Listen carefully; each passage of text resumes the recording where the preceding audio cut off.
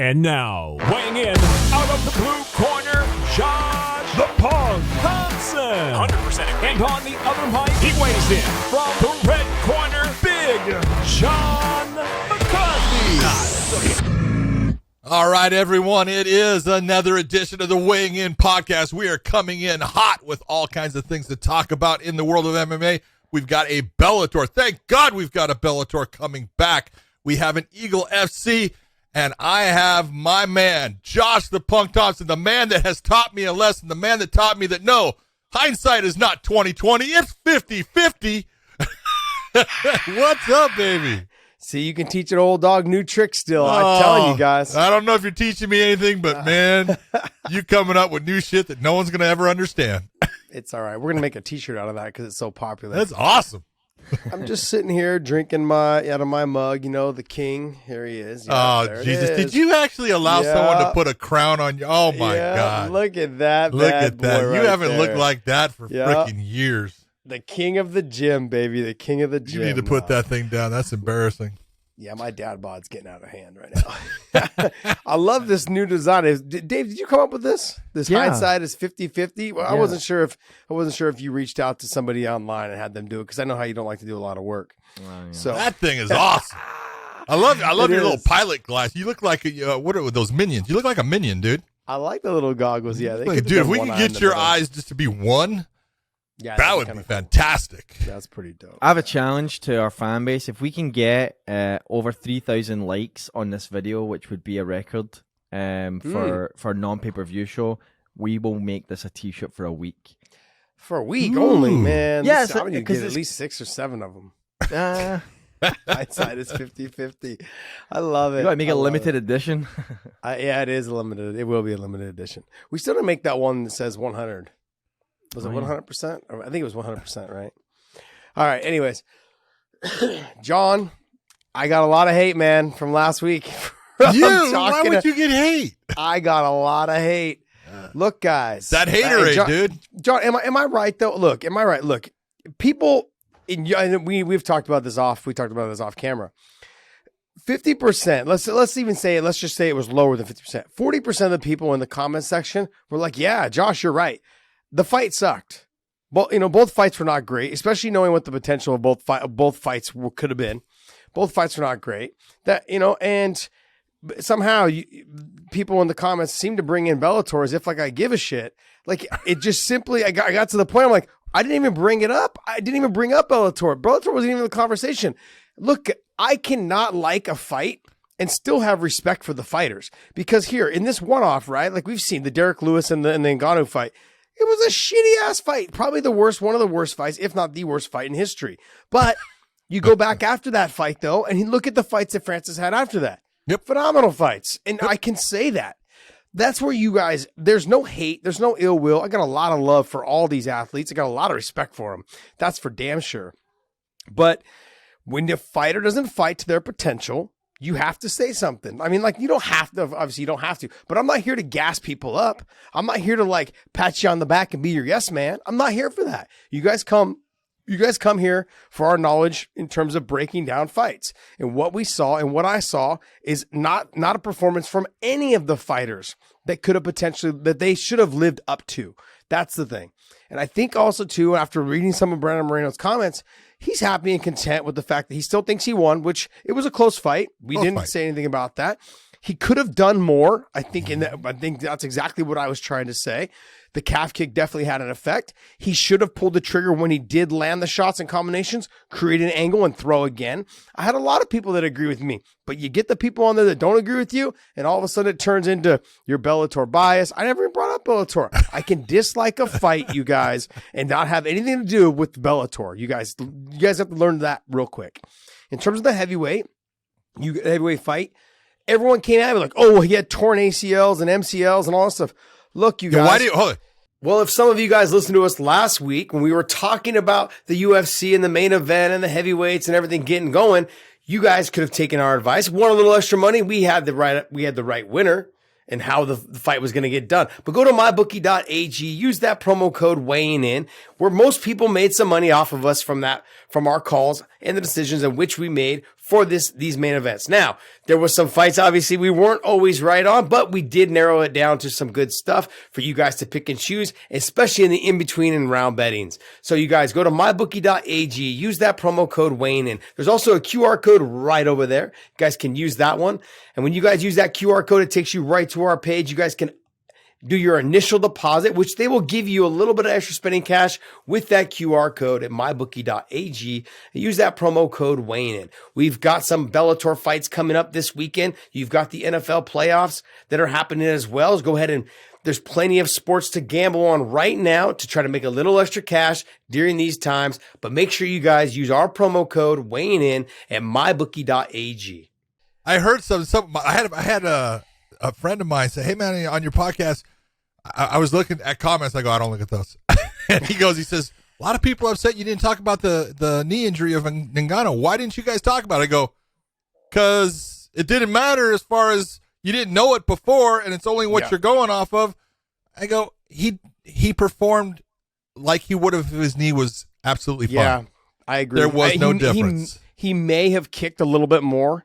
Maybe. But he did kick. He may have kicked a little bit more. It had nothing to do with his stand-up and him missing punches. No, it had nothing. Sorry. He was loading up. He was throwing aggressively, was missing shots. The speed of Gane was faster than him. Like he understood that like he needed to not, he was reaching every which way in every direction and missing left and right. That had nothing to do with it. And the other thing, you guys, when I fought Gil the third time, I had a torn PCL and a strain in my MCL and ACL. All three of them. So I had a torn PCL and I still fought, still kicked, still did. Like, look, if you can get through a little bit of training, right, and you understand, I'm just going to take this risk. Whatever happens after that, it's on you. If you didn't fight to your ability, that's fine. But I'm not going to sit up here and make excuses for him. He chose to take the fight. Yeah. Okay, like, and that's the thing. I'm not here to gas him up. I'm not here to like make him out. So in this fight, he did not perform well. Whether his knee was torn or not, it wasn't the Francis that we are used to and accustomed to seeing. And the same thing with Gane. I think a little bit of the pressure got to him. He started to fold a little bit. He didn't expect Francis to wrestle the way that he did. And I don't think he expected Francis to be so good and dominant in terms of the top position. Francis was getting in mount, not holding it too long, but getting to the back, doing all the things that Gane just wasn't doing properly from his back. But overall, that's what probably was the shocker for the fight, but the fight itself was not a good fight. I'm not going to sit up here and tell you guys that it was. I know John's over here going, it wasn't. I didn't think it was bad. Okay.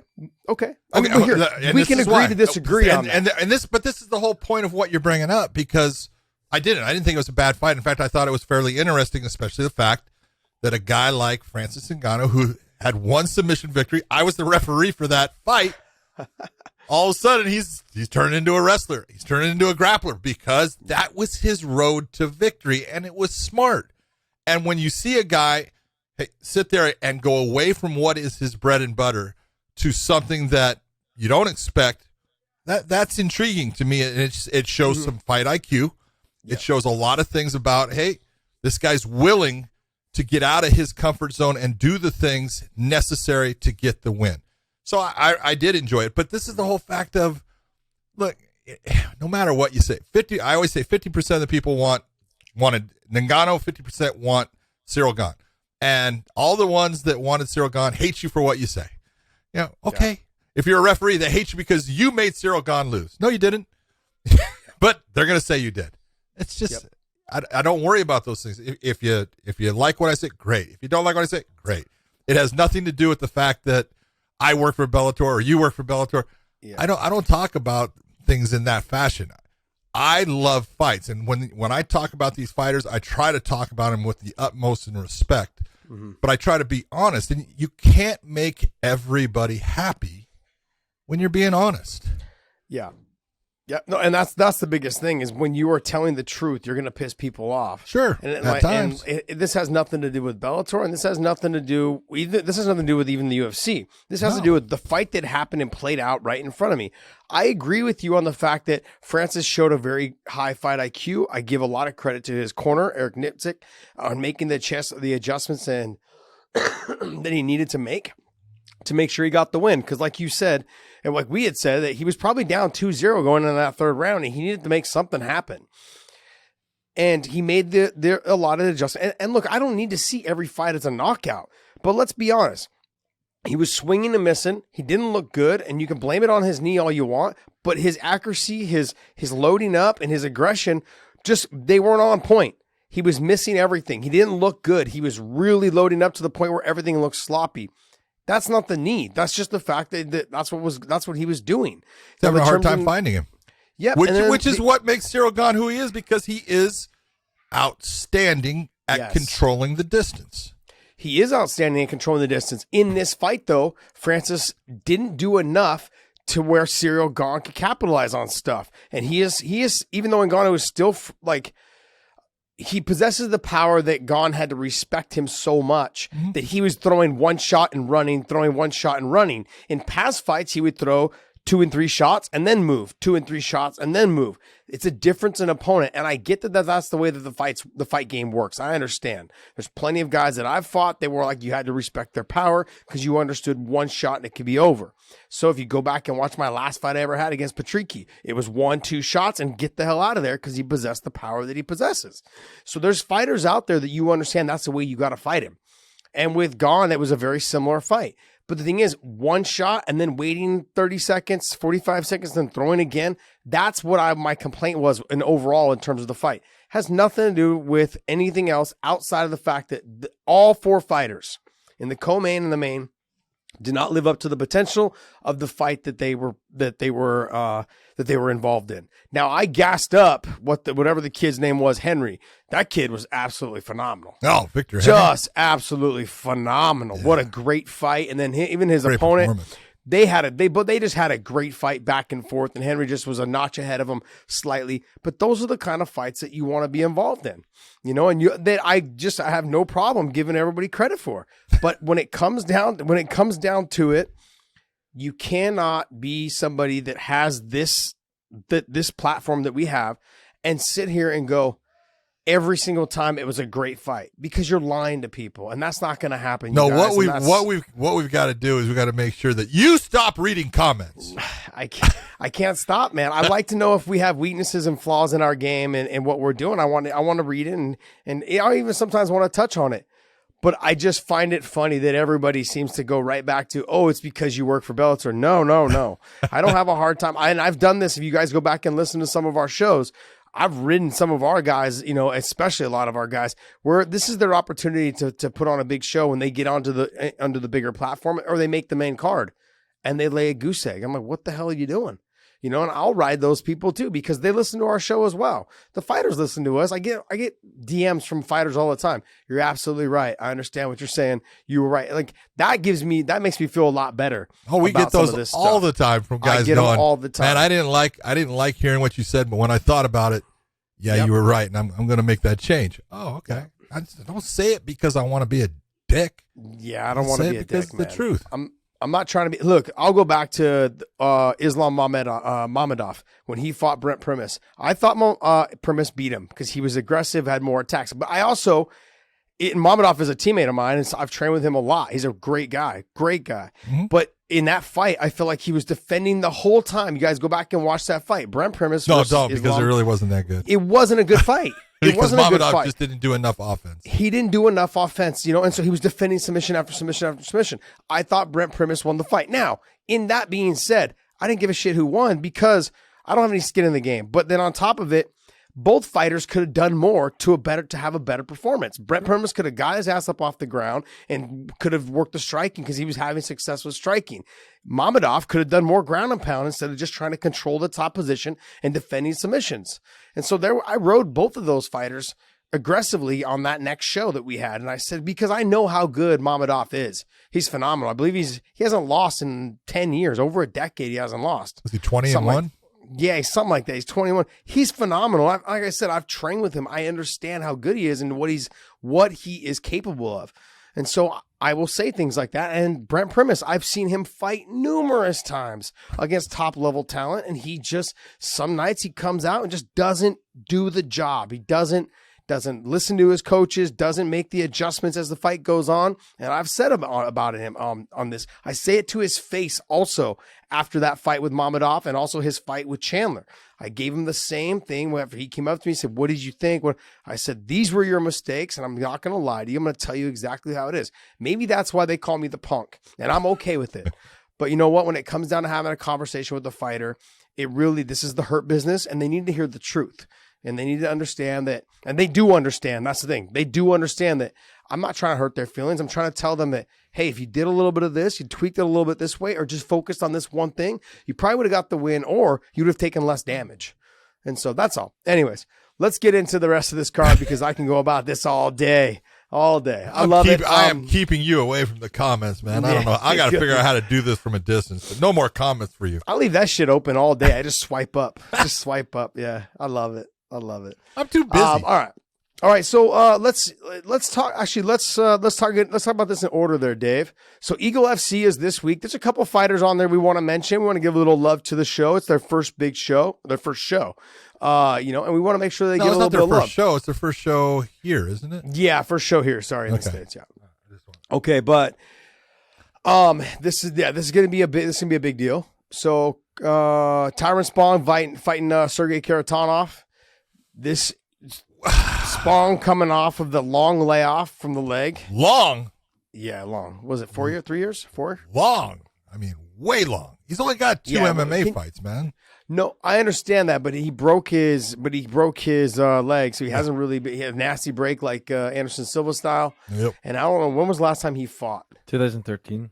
Yeah, but he fought a kickboxing fight though. Oh. He's fought a kickboxing since then, I think. Yeah, he's fought kickboxing. So I can't tell you when his last kickboxing fight. I want to say it was over 2 years ago, maybe even 3. Oh, yeah, it was I know he did did he do a boxing like in 2019, 2018, something like that? About 4 years ago? Yeah, WBL Latino heavyweight champion. Let's see who. There's no data really on kickboxing. It just says 96-1, and there's not a date on the last time he fought. And I'm just. Will it be in Tapology, or just will that be on there? His kickboxing. Yeah, it should be. It's on here. So this was a professional boxing record. He fought in 2019. He boxed in 2019. Yeah. Okay. Yeah. So, but it was just boxing, no kicking. Yep, and then kickboxing was 2012 by the looks of it. Oh no, sorry. Kickboxing was 2014. 2014. So how did he break his ankle or his leg then? I thought he broke it in a leg injury. Was kickboxing? It says. Yeah, leg injury. So that was 2014. He broke that. Yeah, it was a while ago, man. Jeez, man. That's why I said he hasn't fought forever ago. Damn, that was so long ago. I didn't realize it was that long. It doesn't seem like that long. But then again, we've been locked in cages for the last fucking 2 years, 2.5 years. Yeah. My damn house. Jeez. Anyways, I live in California, so it's like extra lockdown. All right, so Sergey Karatanov versus Tyron Spong. This is a fun fight for me. I feel like it's the reason why I think it's a fun fight is it's an MMA fight. Sergey does have a chance if he does get the fight to the ground, but that's not what he does, though. That's not what he does. You are correct, John. That ding, ding, ding. You are right.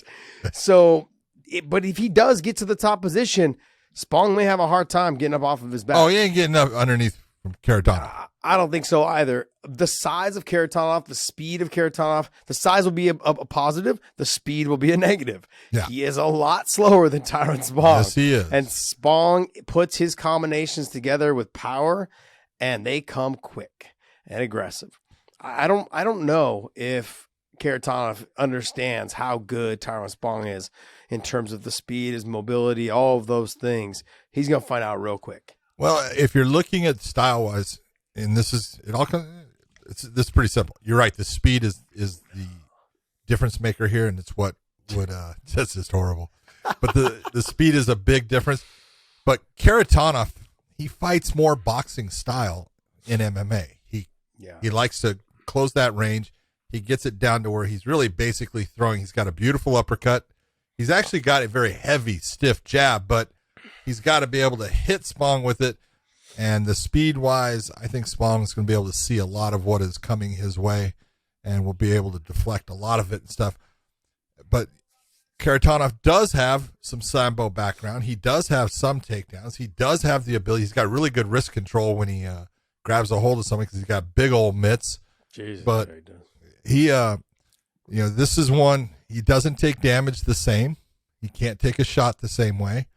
He had a great fight against Congo, and he got hurt in the last bit where Congo was exhausted, but he blasted him and got him to the point where he got a choke that Kharitonov was just tired too, and he tapped at the choke. But this is one I can see, if it stays on the feet, I think it's going to Spong. No doubt about it in my mind. If it hits the ground and Spong's underneath Kharitonov, he's going to have a hard time getting up from that. Well, you just said that, like, Tyrone Spong in the MMA world, he doesn't like to kick a lot, but I think a lot of that has to do with him fighting people his size that may potentially have enough speed and aggressiveness to get the takedown if he's catching the kick. I'm sorry, but that ain't gonna happen with Kharitonov. There is a huge size. I don't care what they say Spong is going to weigh in. I don't know what he's going to weigh in. This has got to be a heavyweight fight because you got Kharitonov. Spong normally was a light heavyweight. Yeah. All right. He's not going to be more than 210, 215 pounds. I think if he's more than 215, I'm saying he's heavy for who he normally is, the way he fights. Yeah. So Kharitonov's going to be walking in there. He cuts to 265. He'll be walking in there at 280 pounds. That's a big old bear coming his way. So he's got slow old bear too. Yeah, but I'll tell you what, it's a big bear, and man, that bear can, when it hits you and it grabs you, it can be trouble. So Spong's got to use his footwork, his intelligence as a stand-up fighter, and pick him apart. If he goes at it that way, I think he's going to get the win.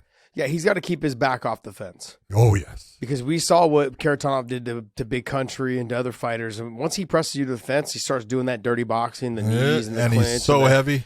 Yeah, he's heavy. He just hangs on you. He starts to slow you down. And Tyrone Spong not being a big guy.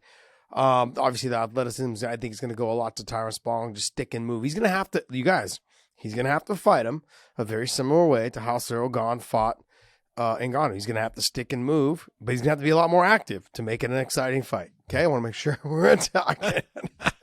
All right, what else? What other fights on here, buddy? Well, you got the return of Rashad Evans. That's the one that I think is he's going against Gabriel Checo. Rashad's just a much higher level as far as what he's accomplished in MMA than Checo.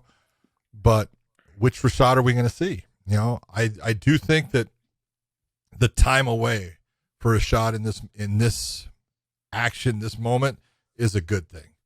He's been away. He's had time out of it. He's rejuvenated. He's coming back. And if he's, wanting to be in there in this fashion, then I'm 100% behind him. I hope he has a good fight and a great time doing it. But he's the guy he's fighting. Checo's good. He's just not quite as good as, definitely not as good as what Rashad was. And I still don't think that he's of the status of what Rashad, can still be. Yeah, I had a great conversation with Rashad down in Florida when we had the Fort Lauderdale fights for Bellator, and I talked to him.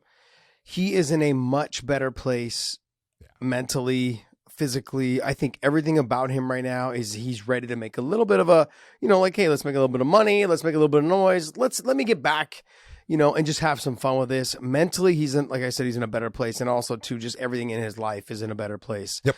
He seems like a very happy person. And I've known him for a long time. He didn't used to be that way. No. He was a good guy. He was a nice guy. He's always a good guy. Yeah, he's always a good guy. But he always had some issues going. Yeah, there was always something going. He was one of the best teammates when it got to be in the gym and what he would do for guys and how he would help guys. This is a guy, man. He would be there for his training partners, for guys. He was always out there trying to, make them better, give them good advice, tell them, hey, I've been through this situation. I think you want to look at it this way. He was fantastic as that guy, a leader in the gym. And like I said, I think this is a good opportunity for him to come back and feel good about what he's done in MMA. Yeah, and like I said, it seems like I said, mentally, he seems like in a very, very good place. Good for him to come back. Oh, hopefully he gets the win. Ray Borg and Cody Gibson. Good fight. I like Ray Borg. I think Ray Borg is fun to watch. Yep. He's explosive. He's got a great ground game. He's got, his wrestling's good. He'll stand and bang with guys. Cody Gibson, same thing. He is a tough son of a bitch. I'm glad this is at bantamweight instead of, where both of them have fought at times. I think, I'm not sure about Cody. He might have always been bantamweight, but Borg would fight at flyweight also. But yeah. It's a good one. I bought a bunch of T-shirts from Ray when his son was going through some issues, and I don't understand. Like, he had some rough patches, when he was going through those times, and hopefully he gets a win. I'm hoping he gets back to the UFC and gets a chance to do some more work there, because you guys, it's got to be very hard, John. I had some personal issues throughout my career, but to have to. It was something like deaths in the family, things like that happened suddenly. But having to day in, day out, go to training, and then still try to be there and be strong for your family, that has got to be extremely hard. So hopefully he gets a couple, gets a win or two and gets back into the big shows, man. That'd be great. That'd be great for him. John Howard. Yeah, I've not seen Kurmagomedov fight, so I really don't have anything to say about it. I don't know him. John Howard, really tough dude, great stand up, a lot of power in his hands. Mm-hmm. I don't know a whole lot about Kurmagomedov. Interesting. Yeah, I know he's good. I know John Howard's tough. I haven't seen Kurmagomedov either he's fight. Tough. So, well, I'll tell you the one that's a tough one is looking at it's Raymond Mamedov, him against Anthony Ngannou. Nganou's tough. He got good stand up, and it's the real question. And I've seen Mamedov fight.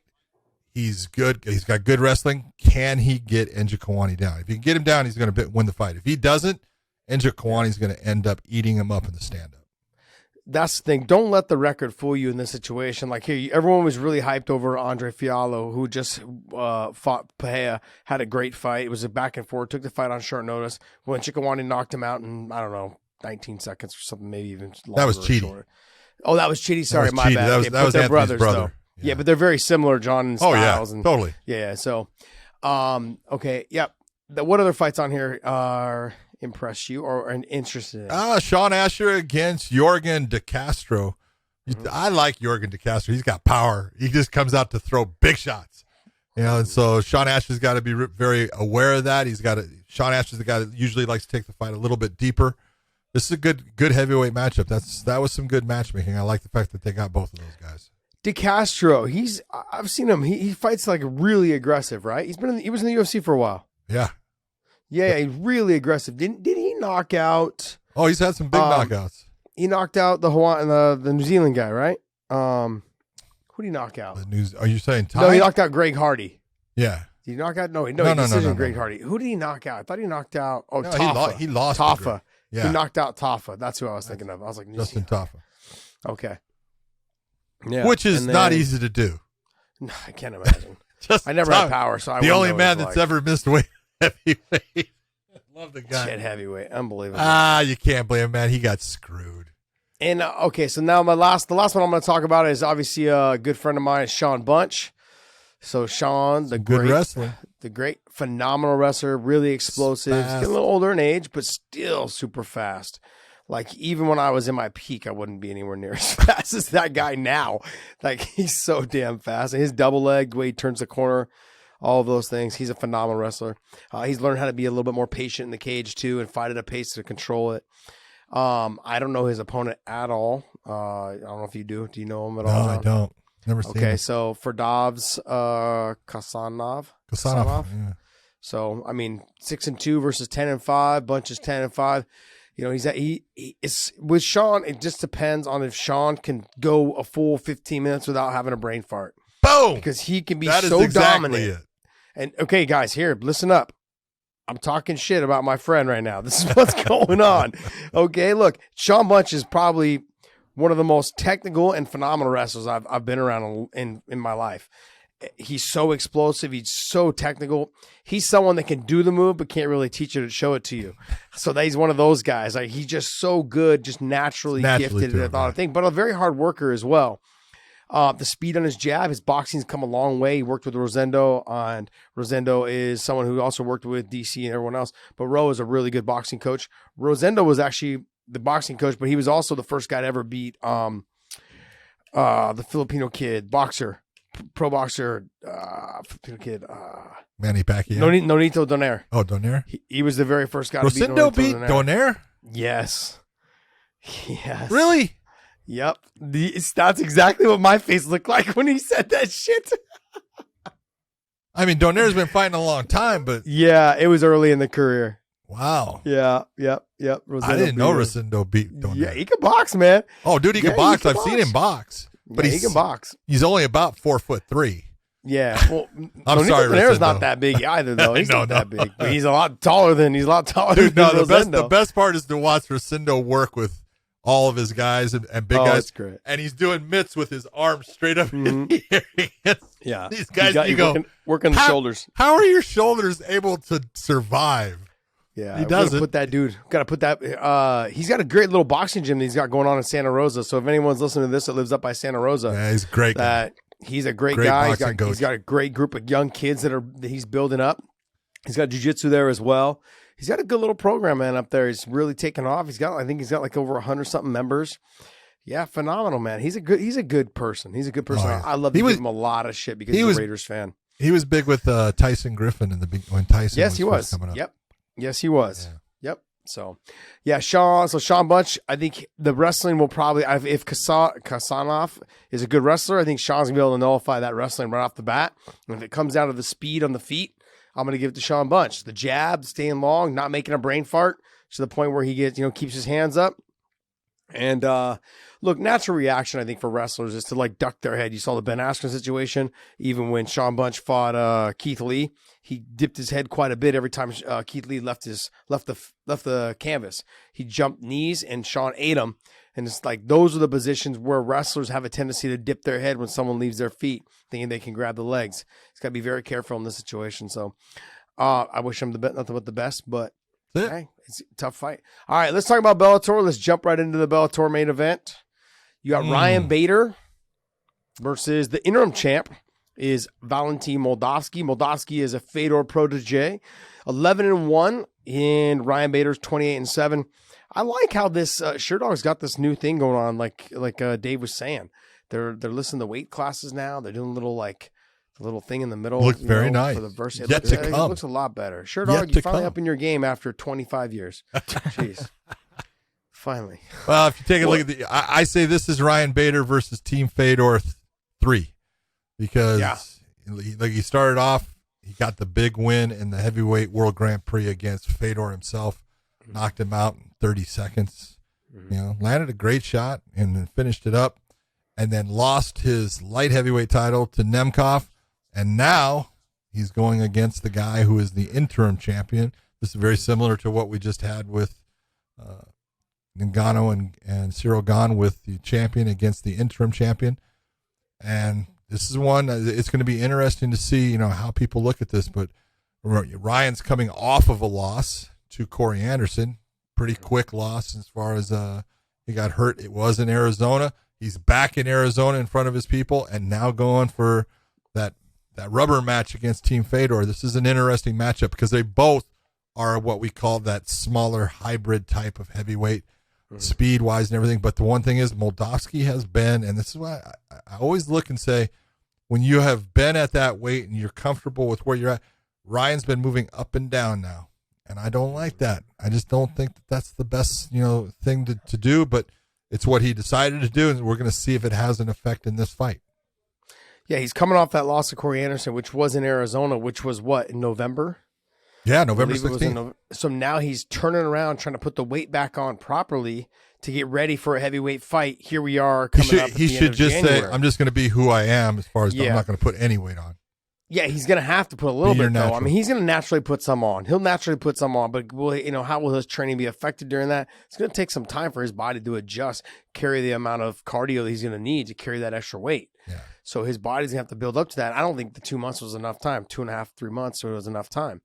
So that's one thing. Two is, though, I will give him credit, though. He will be the faster fighter. So the faster fighter, I think the boxing aspect of it. I think that evens out. It won't even be close. Ryan Bader's going to be a lot faster. No. Yeah. Just Negative. Just watch. You Negative, watch and pay Ghost attention. Rider. You watch and pay attention. I'll He'll watch be the and pay faster attention. fighter. Moldavsky is going to be a little bit thicker, a little bit bigger. I don't know how much bigger, Bill, but I think stylistically, the wrestling is how this thing's going to pan out. I think Ryan Bader's going to have to stick and move, but he needs to threaten the wrestling a little bit as well. Got to threaten the wrestling a lot. You think so? I think he's Yes. better off standing. Moldavsky's stand-up is not as... No, man, John. I'm glad we disagree on this because So when am the I, fight happens, because we're going to find out. I think, look, both of them, when they back up and they're being pressured and striking, both of them lift their chins up and back away flat-footed. They both bring their feet together. All right, negative again. You're completely opposite in how they back Watched up. all three of their last fights. They're completely different in the way they back up. They both back up with their chin in the air. That's Ryan Bader proved it last time when he And fought Ryan Nemkov. Bader backs up in a straight line. Does he not?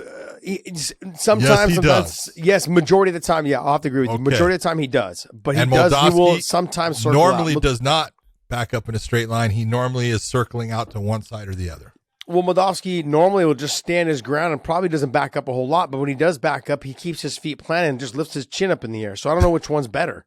I think the speed of Ryan Bader is going to be better than Moldavsky's. I think the combinations may go to Moldavsky in the clinch area. In the tight quarters, I'm going to give it to Moldavsky. In a longer range where Ryan Bader is able to use the speed and the jab and stick and move and maybe utilize a little bit of those kicks to the calf or the legs against Moldavsky, then I think he can start having success. In terms of wrestling, like they kind of cancel each other out, but they're stylistically just totally different, John. Yep. They're different wrestlers. That's exactly the thing. it.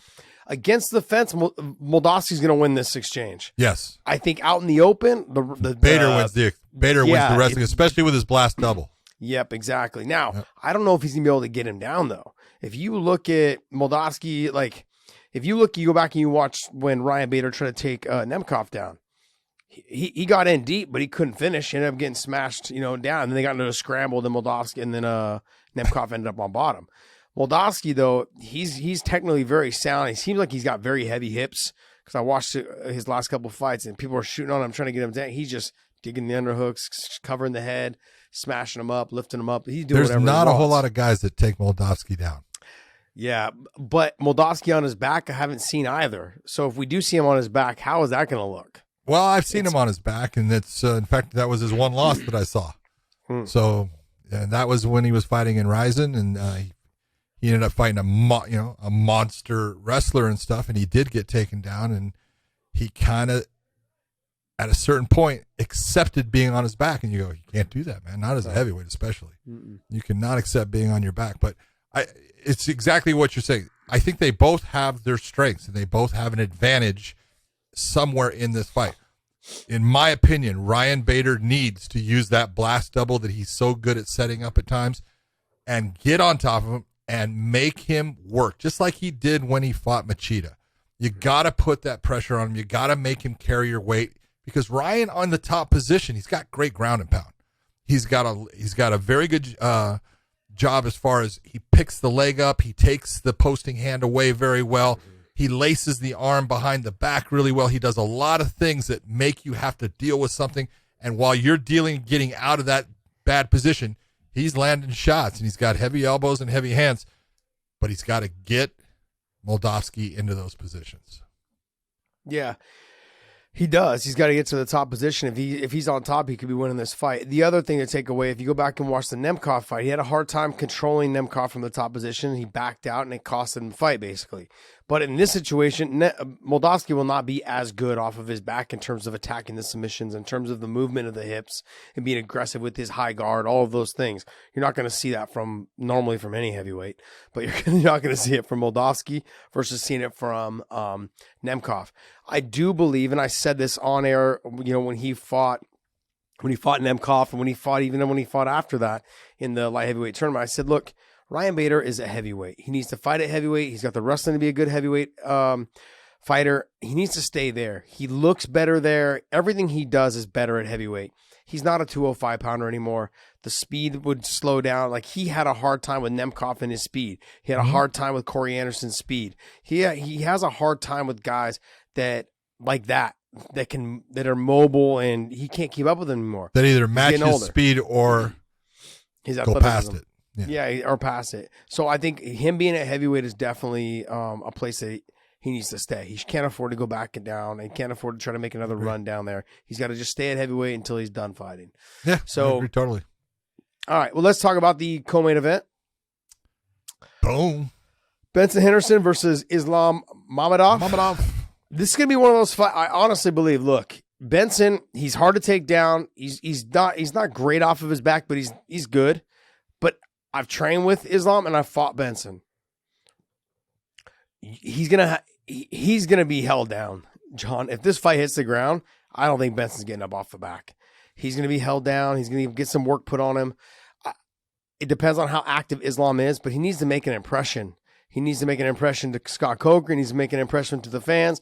He needs to go out there and let everyone know who he is. Mamedov does, because you can't. It's one thing to be very good, and I say it all the time: winning solves everything.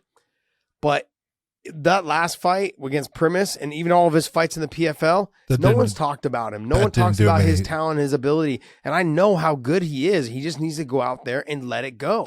If he lets it go, man, he can be so damn good.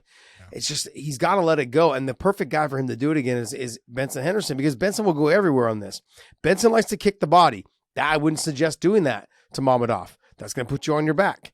Benson does a lot of things where he kind of lunges in. He likes to lunge in with the jab and the hook and the right hook and the straight left because he's southpaw. I wouldn't suggest that either.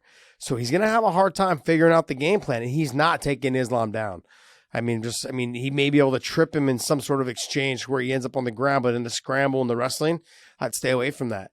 So outside of that, I'm having a hard time figuring out how Ben's going to win this fight. And I love Ben, man. Ben's probably one of my favorite people in the whole sport. You know, I've got a handful of guys. He's a great person. He's got a great family. He's an amazing, amazing person. Got a great gym, great people he's around. Absolutely phenomenal person.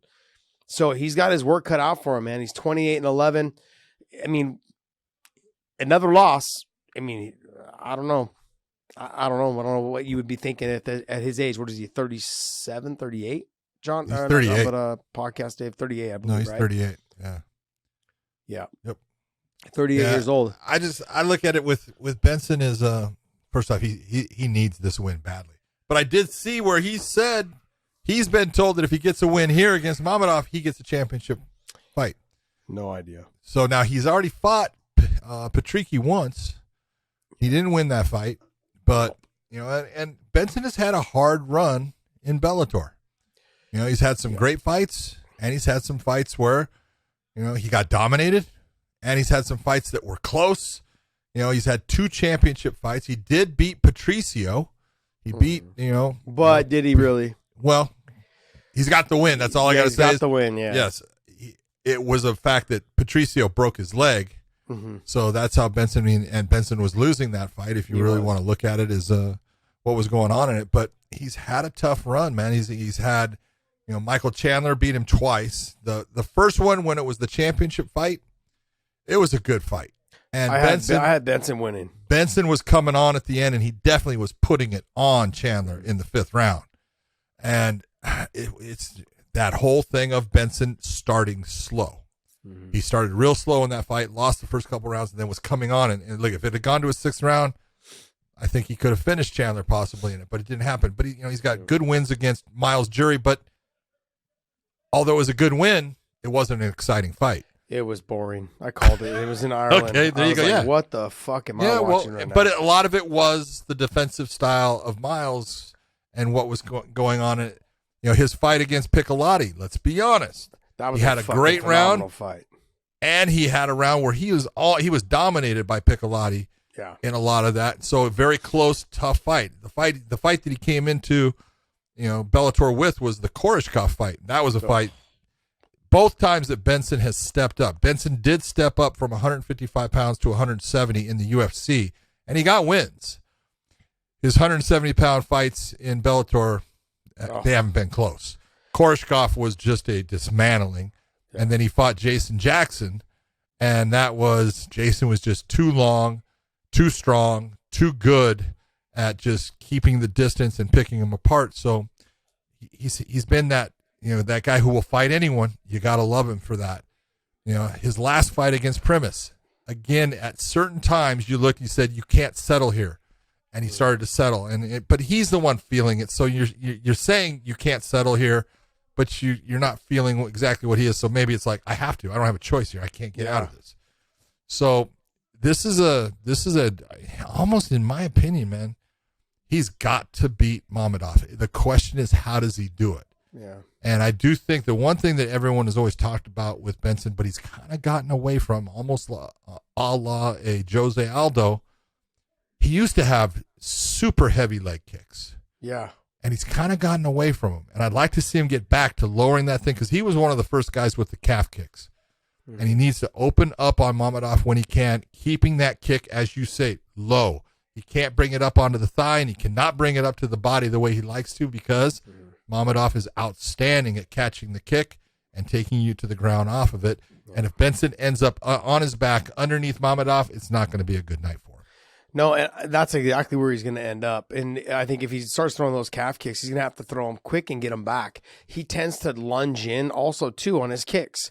He like kind of hops to them, and they make him easier to catch. A lot of people, though, are intimidated by his kicks because of the buzz around him.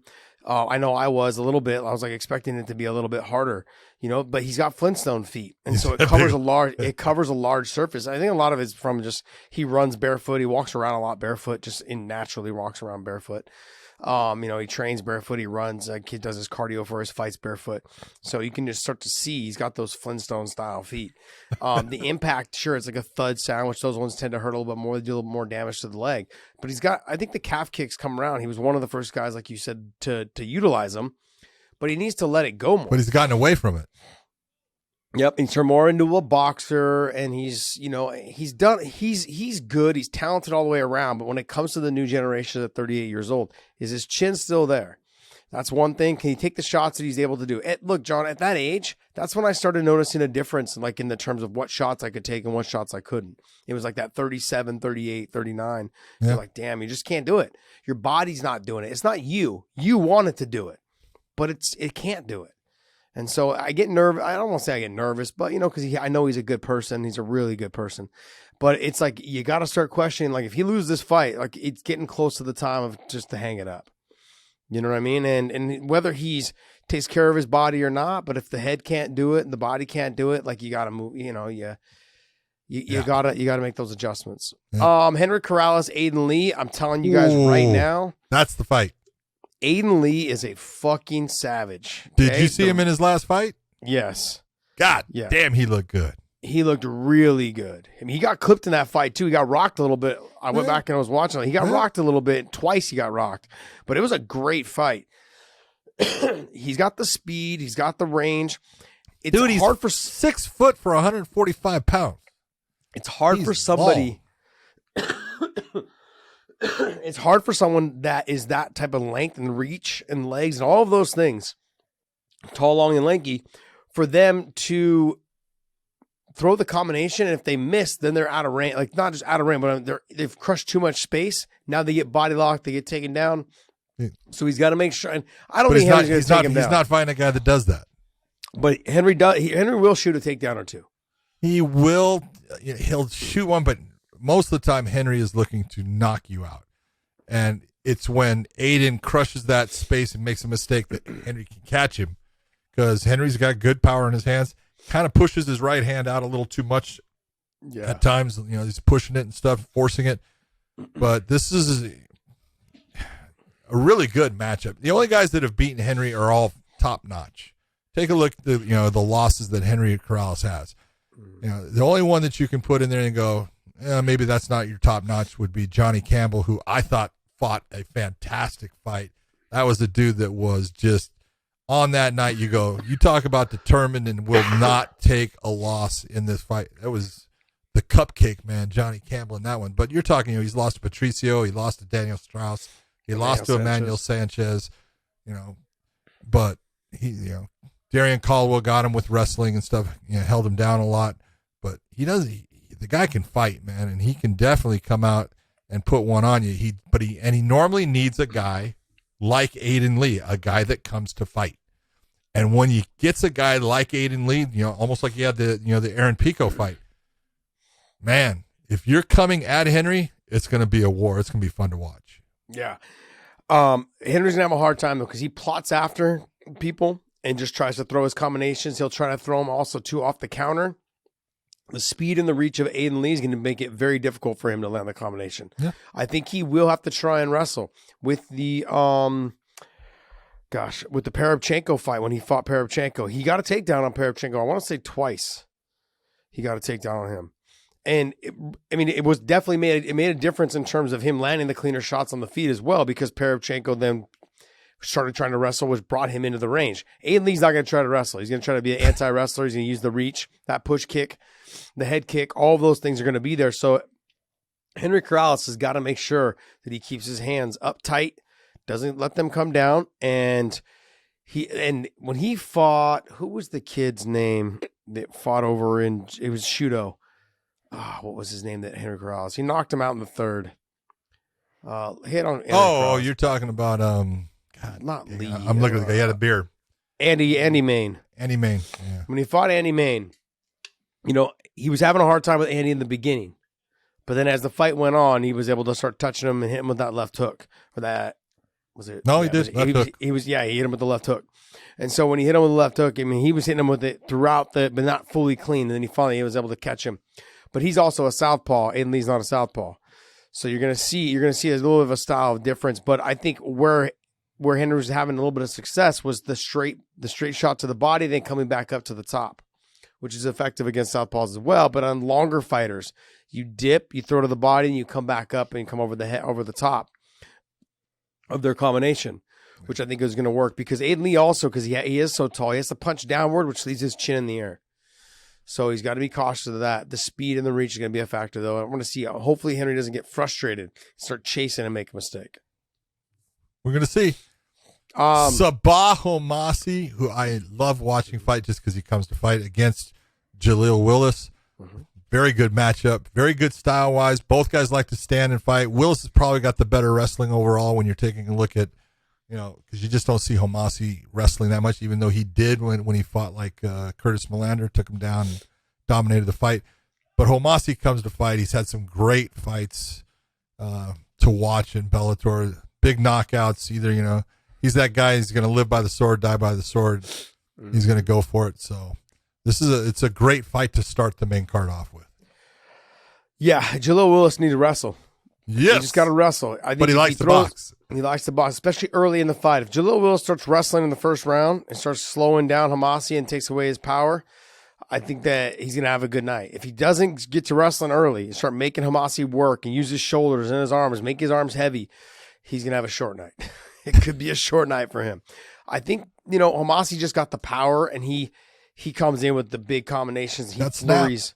Yeah, he's got that pop. So that's going to be a fun fight as well. So Darren Caldwell making his return to bantamweight. Yeah. Against a really good guy and a tough dude. Mm-hmm. And, Barzola.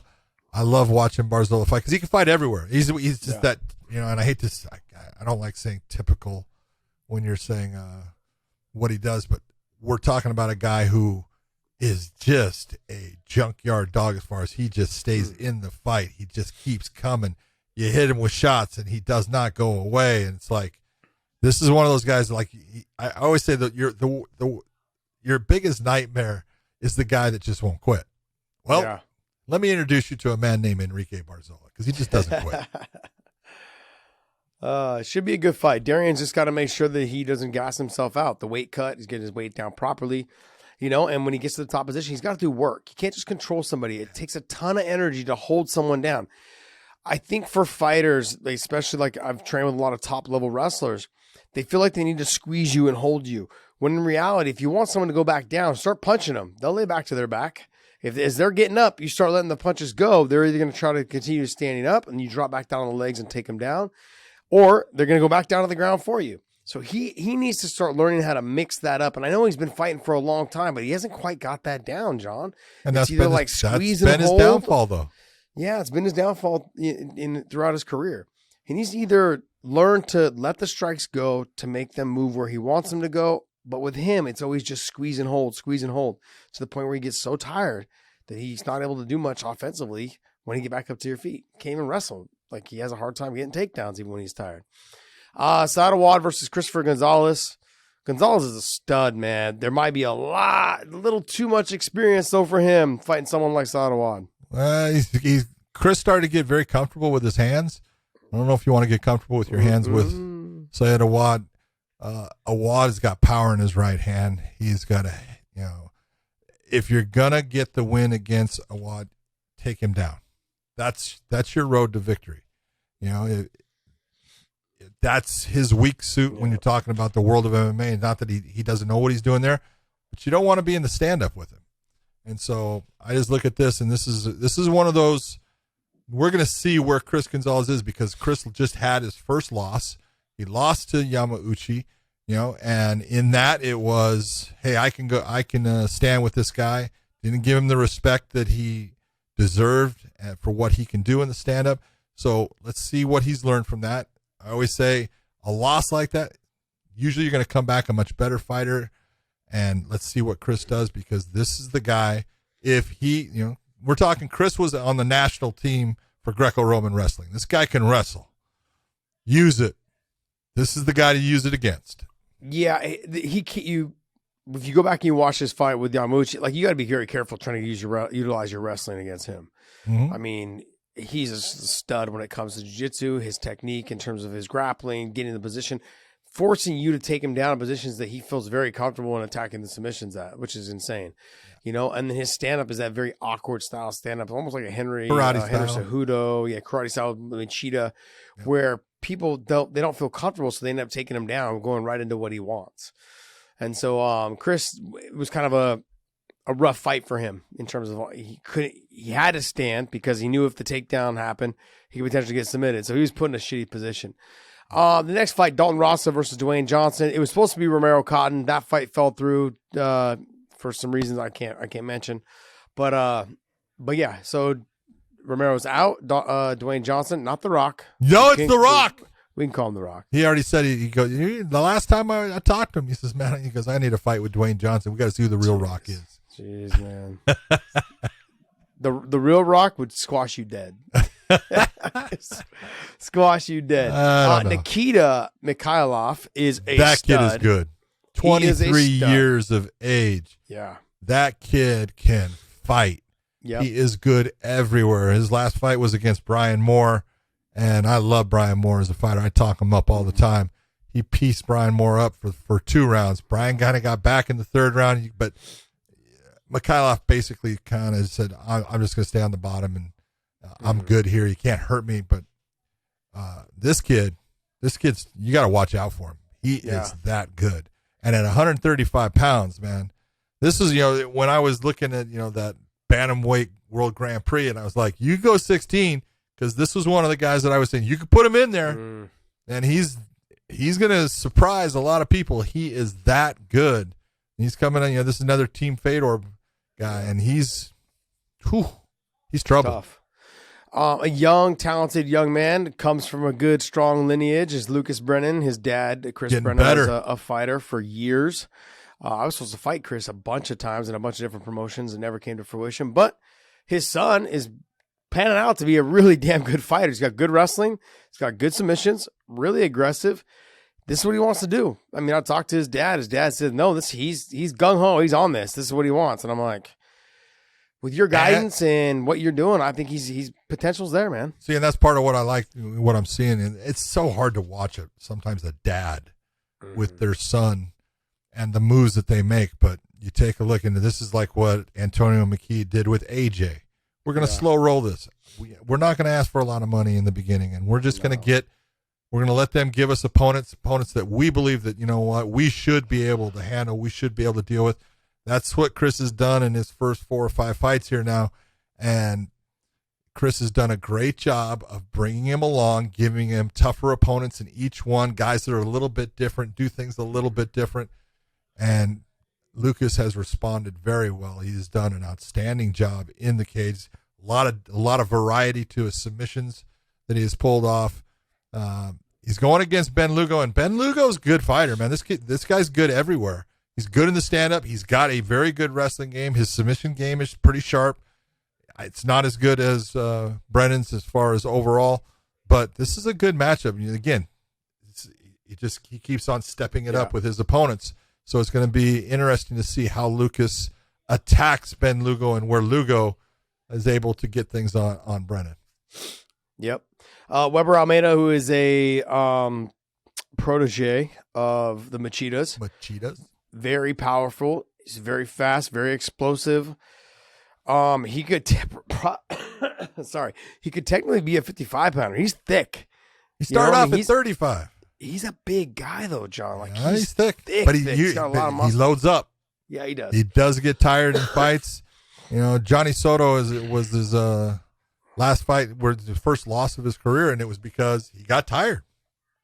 Yeah. Johnny Soto just wore him out with making him grapple, getting his arms heavy, making him work to get himself up off of the canvas, taking him back down, all of that stuff. Now, let's just be honest. He had a different opponent.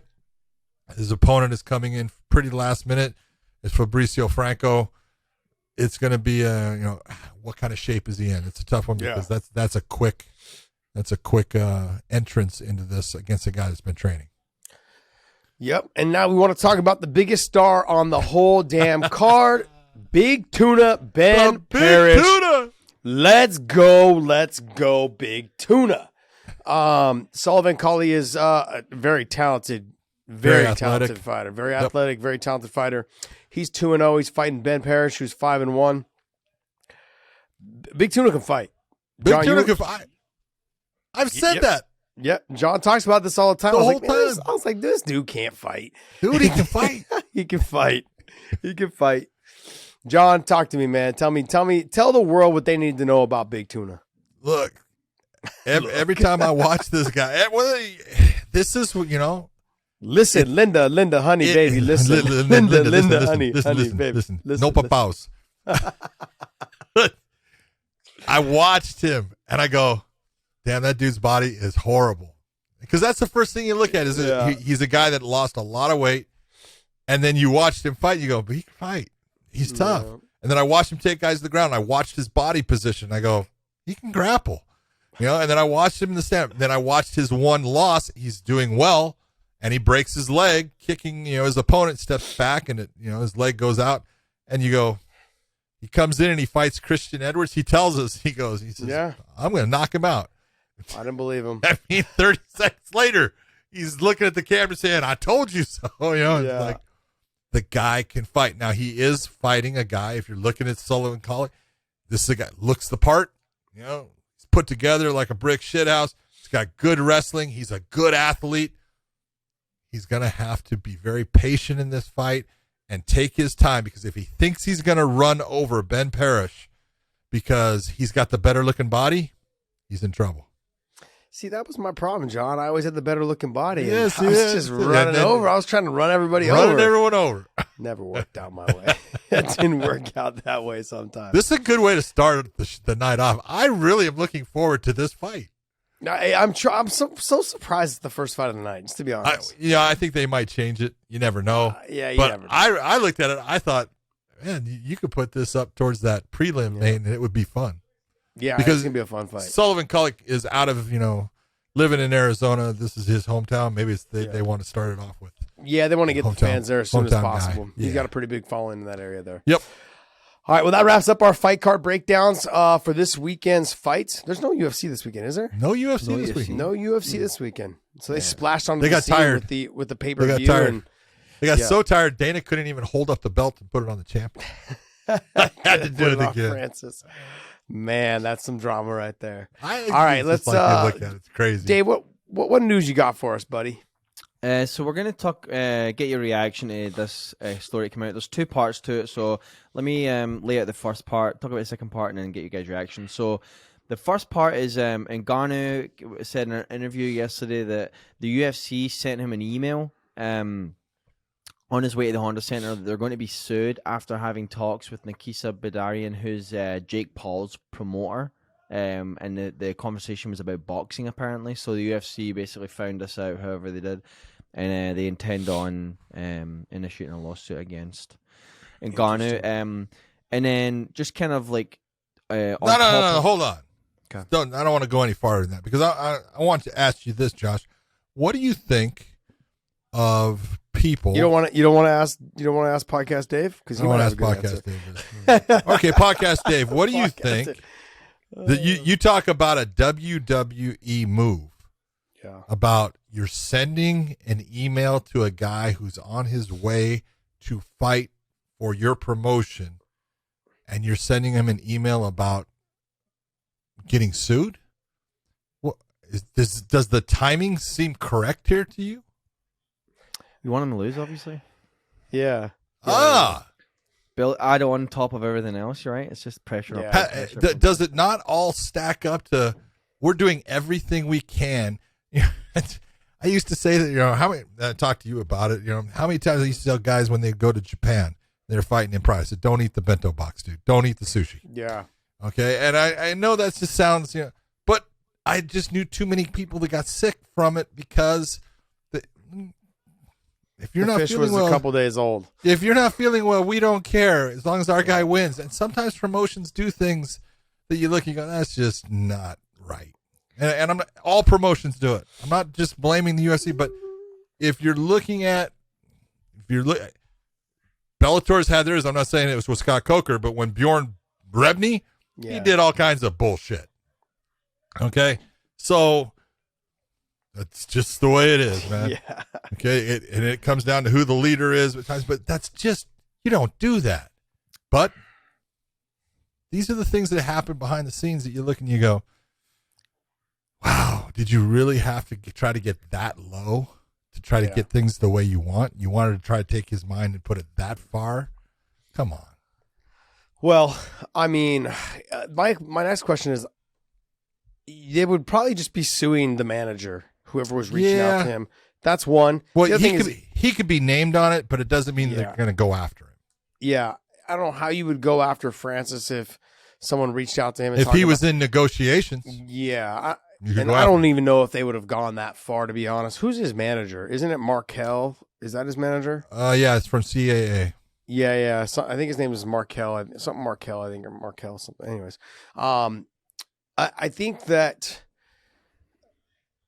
people were like, last weekend we said, look, he should stay in the UFC and just work it out and figure it out. I think that ship sail. I think it's done. I think so too. I believe the relationship is completely done. I don't know what they're going to do, if they're going to release him. Someone said today that they released him, or they're going to release him. No. Yes. Somebody said today, I was reading something. No. Said that they're going to release him. They're going to let him go. They're going to let their heavyweight champion, I think they're going to release him. They're going to let it be done, John. I don't think so. I don't even know if he has that one fight. I know the contracts normally work out a certain way. Like we have talked about forever now. It's like it usually extends 3 fights or 1 fight at least at the minimum. Yeah. But obviously this contract seems very different than whatever it is. Well, he's been under contract past. He had a 40-month contract with 8 fights, I believe. He's, obviously been like farther than that as far as the time, and that's based upon him turning fights down and things like that. But he's already come out and said, yes, if he wins this fight, he owes them another fight then, even though this is the last fight on his contract. So that part is, he would have to sit out for a year for him to be completely free. So is that what he's going to do? Yeah, but sitting out, but here's the thing, though, sitting out, he would have to, if they offered him a fight, he'd have to take it. No. See, that's the thing in their contract, in most contracts, in my contract for the UFC, is if every time they offer you a fight and you turn it down, it extends your. But understand, that's your fight contract that you signed for. He didn't sign for this part. This is an extension due to the heavyweight championship and the fact that he's the title holder. There's a 1 fight extension or 1 year. If he does not take that fight, it doesn't extend out any farther. It's not part of his original contract.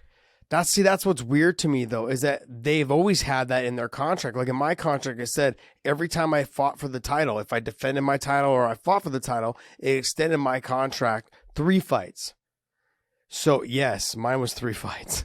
So it was every time, then it would extend. So what it was is like it always got me to have 3 fights left on my contract. It doesn't extend it 3 more fights on top of the 3 more fights. Yeah, it wasn't like 6 always fights. You're sitting at a 6 3, and then 9, and then as long as you're always sitting at a 3, it always extended me 3. Now, someone was telling me, I think with like DC, it was like it extended him one fight every time, but he couldn't turn fights down. That's normally in their contract also, is that if you turn a fight down, it just continues to extend. But he was still under contract that he had fights. He had signed a contract, and I'm not saying, well, I know exactly what DC signed for, but we'll say he signed a 6-fight contract, and he's the champion on his 3rd fight.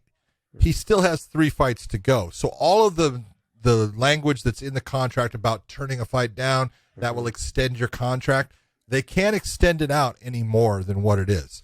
He owes them based upon winning that title fight and retaining his championship fight. Since that was the last fight on his contract, he owes them 1 fight or 1 year. If they offer him a fight and he turns it down and he goes that 1 year, they cannot hold him to that contract. It's over. That's interesting. I've never heard that. I've never heard that. Yeah, that's interesting to me. But I mean, overall, what's that? I was going to say, it's just Dana White's. Dana White always says Vince couldn't have written it better himself. And in this case, Vince couldn't have written it better himself. Francis did all the odds stacked against him, plus an email with a threat of a lawsuit, and still came out and got the W. He wasn't happy.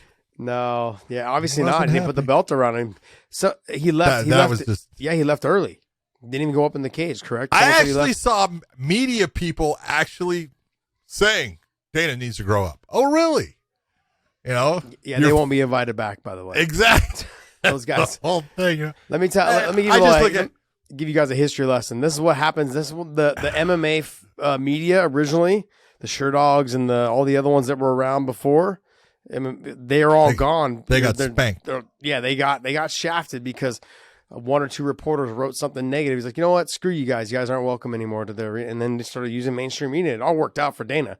Yep. So, you know what I find really odd for him is usually in scenarios like this, what I've noticed is Dana will do like an interview with Brett Okamoto or Megan Olive, like, you know, it'll be some sort of like YouTube interview where, you know, be very clear the questions are all like kind scripted for Dana to be in Dana's favor. And it happened with the Cyborg thing. Remember when he said he's out of the Cyborg business? He sat down with Megan Olive, but he's opted to do a Q&A from fan questions on ESPN tomorrow, and I just think that's the worst thing you can do because it's going to just be.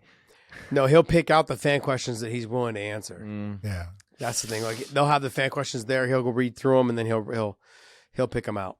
I just can't imagine how 99% of them are not going to be, why did you not rather Phil, right, Francis? Yeah. I mean, yeah, there probably will be one of those, but he won't answer all of them. He'll answer one that fits the narrative that he's going to try to push, which is smart on his part. As a promoter, he's doing what he needs to do to make sure his company makes money. Well, there was a lot of people, you know, he didn't do the press conference. I don't blame him for not doing a press conference. He hasn't done press conferences before. We're just making a big deal about it because Francis Ngannou didn't get the belt strapped around him, and he's having problems with Francis right now. He's missed press conferences before, you guys. Calm down. Yeah.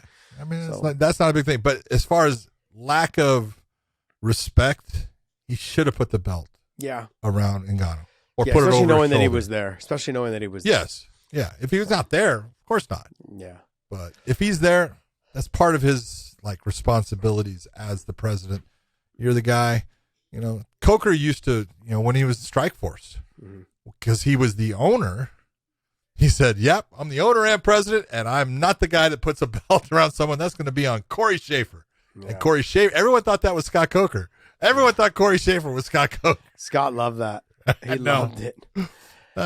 There's 2 parts to this, though, right, Dave? What's the next part? So I'm actually just going to save that next part. Something else came up that I want to talk about. I think is this other thing. The second part is Kinna and weighing interjection this week. So make sure you tune in to weighing interjection to see this next part being discussed in a short. Which is on our weighing in extra channel. Yep. So the next one that just came up actually is the announcement of Vicente Luque and Belal Muhammud 2 is set for to headline Fight Night in April. Good fight. They have fought before, and it was Luque that won via TKO. So it should be a good fight. I think it's going to happen again. Yep. It might even happen sooner. Vicente Luque is right now is just on a different level than a lot of those fighters. Vicente Luque is a bad man. You know, not that Belal's not. Belal's tough as hell. He's just not as technically proficient throughout the entire aspect of MMA. Yep. Right now, Vicente Luque, dude, he is sharp, and very tight, very technical. Just a good fighter. John, why are they not making more of a push for him? I don't know, because he's got it all, man. What he doesn't have that. Look at me. He doesn't do that. He just fights his ass off, but man, he's good looking. You know, he's got, he speaks well, but he just doesn't push it. He doesn't put it out there. So, John, admitting the good looks, huh? Yeah, buddy. I have no problem. He's good looking. At my age, I'll say who's good looking, who's not. I know. You're surrounded by him all the time. I get it. Yeah. All right. And look, Vicente Luque is going to be a fucking problem, as Usman would say. He's a problem. He's going to be a problem for a lot of those top talented guys. I'm surprised they didn't make a push for him to fight someone like Colby Covington, or I know he's fighting. I get it, but I'm saying I'm surprised that they didn't start to try to make that fight happen. This fight makes total sense to me. But it does. With all the matchups that are already there, yes, Colby and Masvidal, Leon against Kamaru. This makes perfect sense. John, it does now, but a month ago or 2 months ago, it didn't make sense to me. Or actually, a month ago, it didn't make sense to me. I was like, why aren't you putting him with Colby? Why aren't you putting him? That's what I was trying to say. I should have been more to the point. I like to beat around the bush and eat around the tush kind of thing. So it was one of those things. I just all right. So I wanted to see him make that next step into that top 1, 2. He deserves it. This is gonna be a really hard fight for Belal Muhammud. If he gets a win here, he'll get it. You think so? I mean, yeah. There's gonna be because they're gonna have winners up by the end of those other ones. No matter who wins between Kamaru and Leon, if Luque beats Belal in this one, you think he's unless Colby has a phenomenal fight against Masvidal, and I said unless Colby has a phenomenal fight against Masvidal and Leon Edwards wins, that's true. There you go. Okay, then I could see it being Colby. Other than that, I would see it being Luque. Yeah, Luque. Yeah, that makes a lot of sense because then Luque would just go up and fight Usman. If Usman's still fighting, I honestly also too believe the fight to make is Luque and Chimaev. That would have been a good fight. No. We're being held up right now because we've talked to Gilbert Burns, and Gilbert's going to be coming on our show, but we're trying to get it to where there's a finality to who he's going to be fighting before we bring him on. Yeah, and it should be Chimaev. Yeah, that's the matchup right there. I think that's a great matchup in itself. You talk about a guy with an incredible ground game. One of the best ground games there is as far as submissions is Gilbert Burns. Absolutely. All right, and then let's take a look at what it translates to MMA. Yes, and let's take a look at what Chimaev has done with his wrestling and his striking. And Gilbert's got good hands. He's got good power. This is a great matchup. I think it's meant to be. Mm-hmm. So yeah. Come on, Gilbert. Come on, Chimaev. Sign that contract. Let's go. Playing matchmaker now. I mean, everyone else in that top 5, top 6 is already signed to something. So, you might as well get them signed up. All right, what's next, Dave? All right, a couple things left here. So Gaethje, in an interview with BT Sport, had said there's a fight card on May 7th, and he wants to fight the Brazilian champ in Brazil and bring on the chaos. I think it's a smart move. I think it's very smart by Justin Gaethje to do that, to put Charles in his backyard, to make him carry a lot of the media, to carry a lot of what is, being done as far as the pressure and everything of defending that title in his home country. Smart move. I like it. It's good to go in someone's backyard and be the guy that, everything's against you. I think Charles has already done that. Didn't he fight Kevin Lee in Brazil? Yeah. Kevin Lee is not Justin Gaethje. Yeah, I understand what you're saying. Okay. I get it. But I think Charles, I think he is a different breed. I think he's really coming to his own in terms of the maturity. He's matured all the way across the board. Like you don't see him doing the fucking cha-cha after now when he gets a win. Like he just expects to be there now. His fight IQ has absolutely just evolved, and it's his ability to say, this is what I need to do. I'm going to stand here, and at times I got to bite down on my mouthpiece. It's what he's willing to do now as a fighter compared to what he was willing to go through before. It's different, and you're seeing the difference, and you're seeing what it does for him. Yeah. But he's going to go through hell to get a win against Justin Gaethje. Or he could sub him in a minute. That's the other way of looking at it. Justin makes a big mistake. That's true. Yeah. It could happen. I mean, I don't think he's going to be able to afford to take the shots that Justin Gaethje is going to deliver, and the leg kicks are going to be there as well. That's right. You know, but during those leg kicks, will he get taken down? If he does get taken down, Trouble.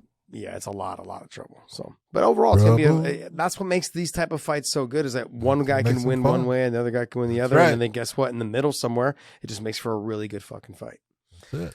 Next. All right, last story. Next. Let's go, buddy. Next. So this story is Florian, UFC legend, MMA legend, like yourself. So that's why I wanted to get your input here. I thought it'd be a fun story to finish on. He said that in an interview yesterday that he was removed from broadcasting and kind of turned down for other positions within the UFC because he turned down a coach position on Tough. So just curious on your reaction there and kind of thoughts around the UFC when it comes to that. John, okay, so a couple things. There's been a lot of stories from back in the day. I did a show called Blind Date. Yep. I did You it. did. Pete Spratt did it. It was all done through the UFC. Tim Sylvia did it. Somebody else did it. It was one fighter for the whole week. So it was one show, but there was one fighter for the whole week. So anyways, I do recall, I had a girlfriend at the time, and I do recall Dana calling me and saying, "Hey, you need to do this." And I was like, "Hey man, I got a girlfriend." He's like, "You need to do this." I don't give a shit. And that was the end of the conversation. It wasn't even beyond that. I just said, "This is understood. I get it." Okay. Let me explain to you that they also told Nick Diaz to do that fight, or to do that show. Nick Diaz told him to shove it. After that, Nick Diaz went from fighting on the main card to fighting on the prelims. That's what happened. In this situation, Kenny, I don't know. I've heard this is not why they got rid of him. Okay. But I also understand the situation when he's talking about, because at the end of the day, you need to remember, if you're being asked to do the Tough show, was he still fighting at the time? I believe so. So no, he was not. He was not. So then why are they asking him to do the Tough show? Because it was going down into Latin America. They weren't going to ask him to fight or anything like that. No, but if he wasn't fighting, is he not fighting at the time? That's what I'm asking you. If he's a I thought he was retired when he started working full time with Fox or doing this commentary. I thought he was retired, wasn't he? I don't think so. I think he was still right at the edge of doing everything. So let's locate. That makes it even worse. So what I'm saying is, from a promotional standpoint, right? If we pay you to be a fighter, the other stuff that you're doing on the side should always be second fiddle. Like, we're doing this, sure, you're feeling more comfortable. You're the guy that we go to when you're not fighting. We understand that. We enjoy your commentary. But at the end of the day, you still work for us as a fighter. All this other stuff that we're having you do, it's for fun. We're blessing you with this type of stuff. Right now, your job is to make us money. Your job is to go down to Brazil or wherever it is, Latin America, and be a coach.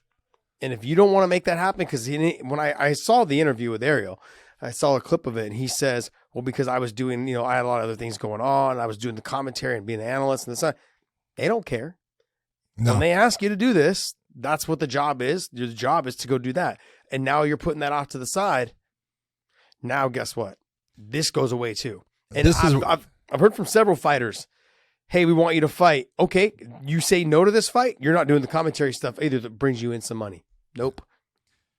This is where you can take a look at what occurs is, as things start coming in, you're getting more options, and you start to look and say, hey, I've got this thing, and then the people that your normal work comes and asks you to do something, they're looking and saying, look, you're getting all that other ancillary stuff based upon working for us. Yeah.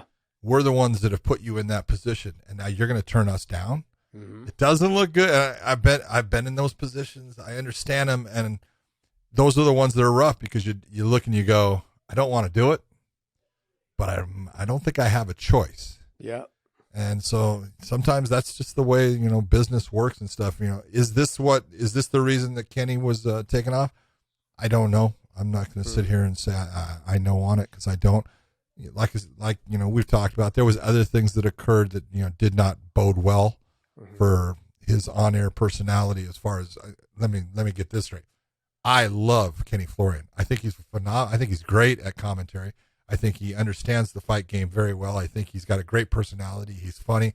He's got his podcast with John Anik. The Anik Florian podcast is great. They're both great guys. So this is nothing against Kenny, in my opinion. And I've always been friendly with Kenny. I love the guy. But there's other things that have occurred that people can talk about and say, well, he did this and Fox didn't like it. And sometimes it's not even, the UFC that's going to be, the broadcast people are going to say, we can't have that. Yeah. And so there's all kinds of things. And whatever it is, if it was because he didn't do the Latin America thing, I'm sorry that, that's what it was that got you in that position. But you're doing great. You've got BattleBots and you've got the PFL. You're doing great with them. So just still doing BattleBots? That show's still around? He still does BattleBots. That's awesome. Yeah. That's awesome. I haven't seen that show in forever, man. I don't watch the show. I just know that he does it. At like 2 a.m, that shit's on. And so it's like, I would sometimes flip the channel and be like, hey, that's Kenny. I hear his voice. Yeah, all right, good. let's watch this. Yeah. All right. Well, Dave, you got anything else for us? That's going to wrap us. That's going to wrap us up, you guys. Go to prowrestlingtees.com/weighing in. We've got our new Beast Mode shirt up. It's available in a heather gray and also in a black. The black one looks pretty dope, to be honest. Well, that's the Beast Mode shirt. The heather gray is the beat mode. The beat mode. Yeah, there you go. It Good stuff. So check it out. We've had a great artist, John Wayshank, put together for us. And it's nice, man. He does a lot of good artwork. You guys check him out on Instagram as well. John, it's Wayshack. At Wayshack for Instagram. So go to prowrestlingtees.com, use that promo code and still, I want to say weighing in, use that promo code and still. And when you guys get your shirts, man, take a picture, post it, and tag us on it so we can repost, retweet, all of those things. Also hit the subscribe button down below, and we want to end the bell as well, so you guys know when our Wednesday shows drop, or our midweek show drops, I should say. And hopefully you guys enjoyed this show. We had fun. Want to make sure I cleared up some of the comments that were left. You got to stop reading the comments. I'm not gonna stop, John. I know you're not, man. I'm addicted. You're horrible. To them. You are. Well, I don't comment on them anymore, but I like to know where we're lacking. Sometimes people will say like our mics are off because Dave's not doing his job, and sometimes people will say, hey, you know what, Josh, you look tired. Maybe get some sleep, and I have to agree with them sometimes. More often than not, that's what the issue is. Yeah, that's a problem. Yeah. Majority of the time, people say that Dave's not doing his job, but I get it. I understand. Wow. We love us some podcast Dave, just in increments though, small little increments. Very small. John, take us away, buddy. Oh, I hope everyone watches the upcoming Eagle FC. I hope you watch Bellator. There are some really good fights in there. Enjoy it. You will get to watch my man Josh with Amanda Guerra out there doing their thing, and I'll be with Mauro Ranallo. So everyone out there. Wait, before you go. John, we didn't talk about this, John. Did you not watch my freaking Chiefs? Hello. I did, dude. How did we not talk? I know we're an MMA podcast. All of them. All of them. They Take were a all look great at the games. Rams against the Buccaneers. Jeez. What a comeback by the Buccaneers, and the Rams then pull it out. Way to go, Stafford. I thought I'm watching. I'm going, this is the jinxing of the Detroit Lions on the LA Rams with Matt Stafford. He can't get rid of the aura of losing it. And then he pulls it out. What a job. That was fantastic. And then your Chiefs, my God. Mahomes, both Mahomes and Josh Allen. I mean, those guys were on fire. Neither defense could stop shit. They were. No. I mean, the Buffalo Bills had the number 1 defense in the league, and they weren't stopping them. The other thing, though, is that I felt so bad. I'm a huge Chiefs fan, and I like Mahomes, and it just comes down, Mahomes. Anyways, but it came down to Josh Allen's coaching screwed up. When it came down to the last kickoff for us to get with 13 seconds left, they kicked it in the end zone. They gave us the full 13 seconds. Had they kicked the little squib kick, down there, you would have Time's burned off. going down. Yeah, you would have burned off at least 4 to 5 seconds. At least 4 to 5 seconds. I don't know, man. It was bad coaching on the Bills' part. A little bit of that curse, I believe, from back in the day. But Josh Allen played lights out. Nine touchdowns in 2 games. That guy's phenomenal. Just phenomenal. He's a stud. I felt bad for him, honestly. John, I felt bad for him. He thought he won the game 2 times in the last 3 minutes. I felt so bad for him, man. He seems like such a good kid, too. He's going to be a stud. The shit thing is we're going to have to play them every damn year. That's right. the shit thing. He's going to be around for a little bit. What about the Niners defense against Green Bay? They're studs, though. Man. The Niners defense is studs. I mean, they're I know I'm in trouble. I got a bet with Coker. I got the Rams. He's got the Niners. So, yeah. Good luck. I don't know. Buddy. Good luck. Dude, my Rams got look. Your Rams have line, lost six times in a row to them. By the way, hey, I know what it is. Yeah. Guess where the game's being played? Yeah, I know. Right where the Rams are going to play in the Super Bowl. Yeah, you know, the Niners have beat them also there. Hey! Just keep talking. Yeah, because next Sunday I'm going to talk to you. Well, I think you're going to end up. I think you're really going to end up with another Super Bowl of the Niners and the Chiefs. It's going to be the Niners and Chiefs again. Yeah. Well, I mean, like even if the Rams do go, negatory. You guys are. Could you imagine if the Bengals beat the Chiefs a second time? Can I imagine? They just beat them. They just beat them 2 weeks ago, 3 weeks ago. Second time this year. Could you imagine? No, unfortunately, I can. To be honest, our defense sucks.